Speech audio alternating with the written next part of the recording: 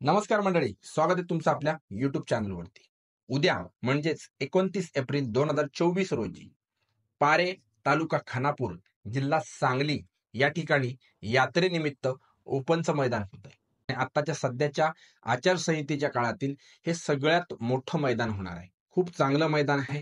खूप चांगल्या रकमांची बक्षिसं इथे ठेवण्यात आलेली आहेत. 1 नंबरला ₹1.5 लाख, 2 नंबरला ₹1.25 लाख, 3 नंबरला ₹1 लाख. म्हणजे पहिल्या 3 क्रमांकांना 1 लाख किंवा त्यापेक्षा जास्त रक्कम देण्यात आलेली आहे. त्यानंतर 4 नंबरला ₹75,000, 5 नंबरला ₹50,000, 6 नंबरला ₹25,000 आणि 7 नंबरला ₹15,000 यासारखी रकमांची बक्षीस आहेत. त्याचबरोबर जेवढ्या गाड्या येणार आहेत आणि जेवढे गट होणार आहेत, तर गट जेवढ्या गाड्या पास करतील त्या सगळ्या गाड्यांना एक चांदीचं शील्ड देण्यात येणार आहे. त्याच्यानंतर जेवढ्या गाड्या फायनलला पात्र होणार आहेत त्या सर्व गाड्यांना आपण जी वसुबारसला जी मूर्ती बघतो की गाई आणि वासरू, तर असली चांदीची गाई आणि वासरूची अशी छोटीशी मूर्ती सर्व फायनलच्या गाड्यांना देण्यात येणार आहे. म्हणजेच जवळपास जेवढ्या गाड्या गट पास करणार आहेत त्या सर्वांना काही ना काही या मैदानामध्ये बक्षीस ठेवण्यात आलेले आहेत. म्हणजे खूप चांगल्या प्रकारचं नियोजन हे पारेगावच्या यात्रा कमिटीकडून करण्यात आलेलं आहे. आणि तुम्ही मैदानाचा विचार करायचा झाला तर 1000 फूट हे मैदानाची लांबी राहणार आहे आणि फाटीचं जे अंतर आहे ते 14 फूट राहणार आहे.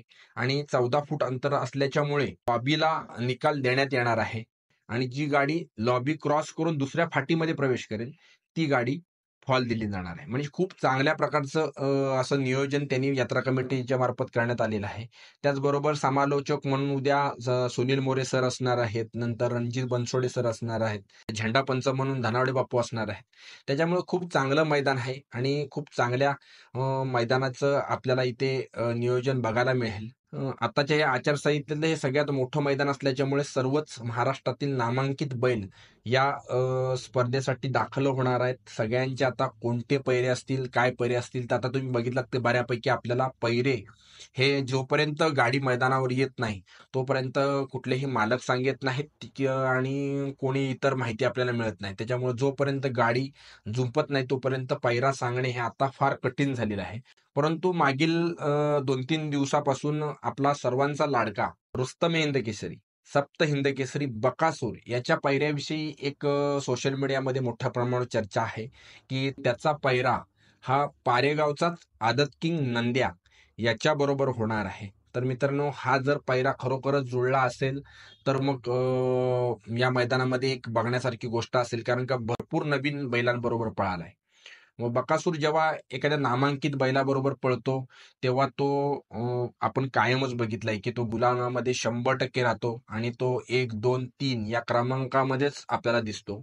परंतु जेव्हा त्याचा पैरा थोडासा कुठेतरी ह्या नवीन वासरांबरोबर किंवा आदत वासरांबरोबर होतो तेव्हा कुठेतरी गाडी आपल्याला कुठेतरी फॉल होताना दिसते किंवा गाडीला कमी स्पीड लागताना दिसतो किंवा इतर काही गोष्टी होतात.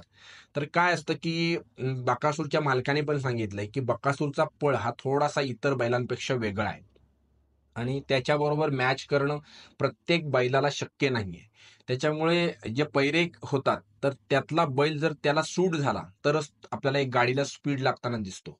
आता हा जर पैरा जुळला असेल आदत किंग नंद्याचा आणि बकासूरचा, तर आदत किंग नंद्या हा बकासूर बरोबर कसा काय जुळवून पळेल ही बघण्यासारखी गोष्ट असेल की दुसरा कुठला आपला बकासूर बरोबर पैरा बघायला मिळतोय हे देखील बघण्यासाठी गोष्ट आहे. आणि इतर सारे बैल, मोठमोठे बैल उद्या आपल्याला ह्या मैदानामध्ये दाखल होताना दिसतील आणि उद्या आपल्याला समजेल की कोणत्या बैलाबरोबर पैरा राहणार आहे. परंतु उद्या आपल्याला जवळपास सर्व नामांकित बैल एकमेकाबरोबर पळताना दिसतील, कारण का मोठं मैदान आहे आणि सर्वच जण उद्या प्रयत्न करतील की या मोठ्या मैदानामध्ये आपली गाडी कशी काय गुलालामध्ये राहील. आता उद्या बकासूरचा पैरा कोण असेल तो आपल्याला उद्या नक्की समजेल. परंतु ही काय जी काय सोशल मीडियामध्ये चर्चा चालू आहे की आदत किंग नंद्याचा उद्या पैरा होऊ शकतो.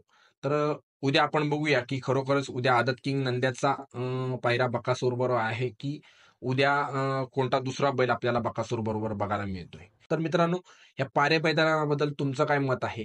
जी काय बक्षीस आहेत त्यांच्याबद्दल तुमचं काय मत आहे की कशा प्रकारची बक्षिसं यात्रा कमिटीने ठेवलेत त्याचबरोबर बकासूरचा पैरा जो जी काही चर्चा चालू आहे आदत किंग नंद्या बरोबर, तर खरोखरच हा पैरा जुळलेला आहे का? आणि हा पैरा जुळला तर बकासूर या मैदानामध्ये किती स्पीड लागू शकतो या गाडीला आणि कोणता नंबर बकासूर आपला करू शकतो? तर ह्याबद्दल तुमचं मत आम्हाला कमेंट करून नक्की कळवा आणि अशाच बैलगाडा विषयक अनेक घडामोडी जाणून घेण्यासाठी आमच्या चॅनलला नक्की सबस्क्राईब करून ठेवा. धन्यवाद.